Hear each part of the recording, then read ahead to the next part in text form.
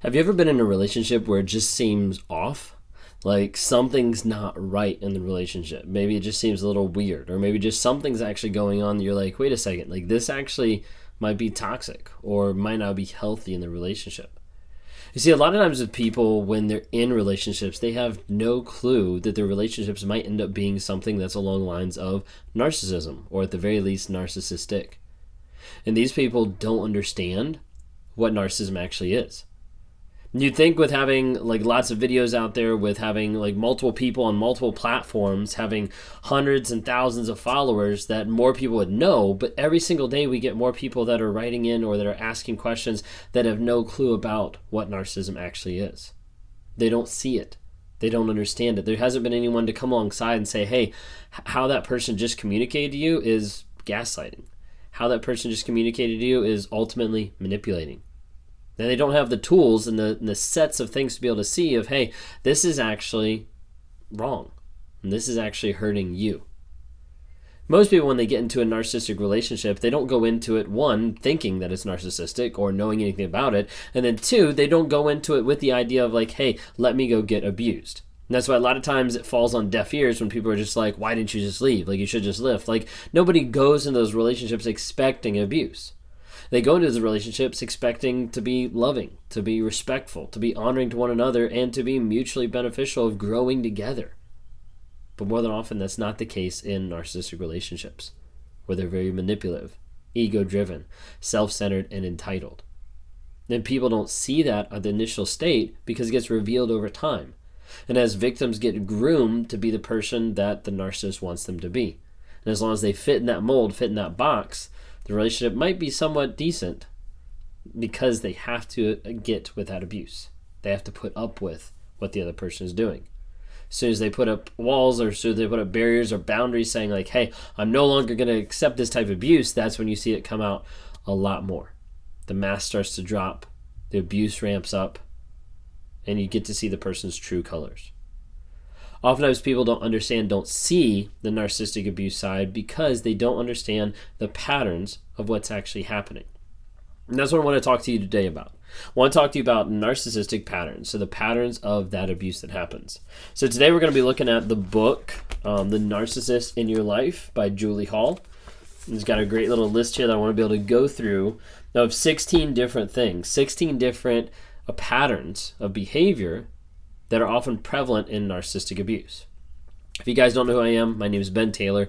I run Raw Motivations as a self-aware narcissist, and I'm on this channel and Instagram, TikTok, Facebook to provide awareness, growth, healing, and change. Awareness about what narcissism is, how it affects people's lives, growth, healing, and change for the people out there that have been affected by narcissism, and how to be able to break out of a trauma bond, how to be able to work through detoxing from that addictive person, and how to be able to grow and continue to change and be healthy and happy, setting boundaries in their lives so they don't go back or they don't get with another narcissistic person. But you have to be able to acknowledge the patterns that you're going to see in a narcissistic abusive relationship. If you can't acknowledge the patterns, then a lot of times you're setting yourself up for just it happening over and over and over again. So let's check these out. Number 1, refusal to take responsibility. You'll see this prevalent in a lot of narcissism out there is they do not want to take responsibility for any of their actions. Taking responsibility for a narcissist's actions would be like the idea of having to be honest and vulnerable and truthful about what actually happened. This is why you're not going to see a narcissist actually say the words, I was wrong. I was wrong feels super degrading for the narcissist, attacks their ego, attacks their self-centeredness, attacks their entitlement to a place that says, hey, I'm filled with shame and I'm filled with guilt because of what I did, but I can't acknowledge that. So we have to hide it. We have to move it under the surface. A lot of times I've talked about narcissism as having a raging river of shame that runs underneath, that propels the narcissism, that propels what they're doing. And that's often the case in the aspect of taking responsibility. Throughout my marriage, it wasn't something that could come out of my mouth. Me actually being able to say, I was wrong, literally felt impossible to be able to say. The words would just not come out. At the very most, it might come to the place of saying, like, I was less right. But actually saying I was wrong, saying that about myself, couldn't say it. I wouldn't say it. Number 2, projection of abusive behavior and selfish motives onto others. See, the narcissist has a lot of selfishness. A narcissist has a lot of abusive behavior, but they don't want to admit, they don't want to take responsibility, but they don't want to admit that that's them. So as a result, they're going to take that and they're going to project that. They're going to project it on other people. You're actually the abusive one. You're the one that's yelling at me with reactive abuse. You're the one that's cheating on me by texting a friend of yours. Like, you're the one, and they'll make up all these different things and project it on the other person to try to put the blame on you, to try to make you feel like you're the bad guy. And all of a sudden you start noticing in the relationship, you're like, wait a second, I'm apologizing for what they did. Like, they hurt me and I'm apologizing to them. And you start to notice small moments where you're not upset and they keep telling you that you're upset, and then all of a sudden you're upset. You start to see them manipulating your emotions by how they're projecting their emotions onto you. It's almost like the narcissist takes these emotions and like, wow, I feel really selfish at this moment. I'm going to do whatever I want, and then I'm going to take that and I'm going to throw it back on you. If I can project it onto you, then I don't have to feel it. The problem is, consciously, deep down, they still know that they've done that, and that just adds to that raging river of shame that's underneath. Number 3, baiting, ridiculing, and humiliating, often presented as teasing, to gain advantage and feel superior. And this one is a classic in a lot of different ways, as a narcissist will be very quick to humiliate and humble someone else so they feel better about themselves, so they can raise themselves up. Like, I'm going to cut you down so that I'm taller than you. I'm going to make you feel like the smallest thing around so that I feel better about myself. A lot of times how you're going to see this is in the form of baiting, and I would say almost like teasing, how it kind of talked about there. A narcissist likes to give small jabs, small jokes, small things that are derogatory and demeaning to another person to see how they respond. You see, how you respond to someone's jokes gives them a good idea of how you're going to respond to their abuse. So if you take their jokes and you take their teasing and you take all of the derogatory things that get slid in it and you never say anything, that shows to them that, hey, you're willing to take more. You're willing to be abused more than what you actually know, what you actually realize, because of the fact that everything that I said in a teasing statement didn't put up any red flags. So as a result, I can continue moving forward with how I want to talk, treat, or abuse you. Be really careful if you're in a relationship or if you're interacting with someone and their jokes aren't very funny, or their jokes are funny but at the cost of someone else, at the expense of someone else. You might be dealing with someone who's just testing those boundaries, that wants to see, hey, can I say this degrading comment? Can I make this degrading joke just to see how that person responds? Oftentimes, they might be baiting you. Number 4, hypersensitivity to slights and criticism. I was in a live the other day and someone asked about criticism and how narcissists take criticism, things like that. And I was like, not well. To a narcissist, you giving any type of criticism is like an attack.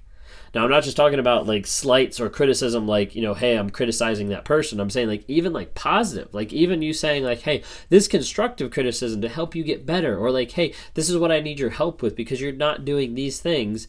That criticism there, it's a full out attack. That's what it feels like for the narcissist. Everybody is just attacking them. Everybody's attacking their worth, their self-esteem, their image, their ego. Everybody is attacking the facade that they've built over that image, over what they're portraying to other people. And you'll see narcissists that'll buck up against that don't want to be able to engage at that because those criticisms feel like an attack. Number 5, not 4. 5. Number 5, pitting people against one another, aka divide and conquer. This one is a classic, and you normally see this in narcissism in the aspects of isolation, where they isolate a person from everyone around so that that person can only depend on the narcissist for their validation, for their confidence, for their finances, for a place to live, whatever it might be. I know early on as I was on the platform, I had people when I talked about isolation, they were like, that would never happen to me. How ridiculous. I would never let someone just tell me I can't hang out with other people. And the thing I had to tell people is narcissists don't always tell you not to hang out with another person. They'll put in those slight comments. those slight jabs. They'll show you a screen text from someone else or one that they manufactured saying like, hey, like, look what they said about you.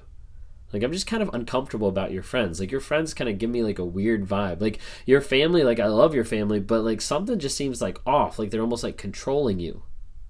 And they'll start to put in these slight things that only does as a slight sliver of doubt. And then when something happens in that family or friendship dynamic, they'll say, see, like, they're trying to break us up. Or see, like, this is what I was talking about. Like, it just doesn't sit right.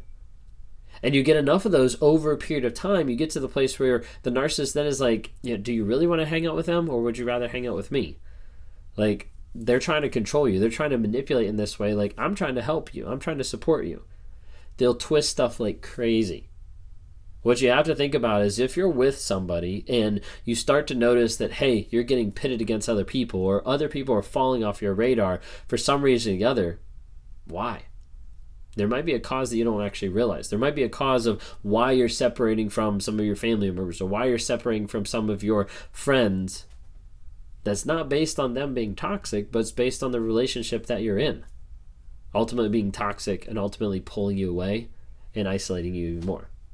All right, we'll check the next video for part 2.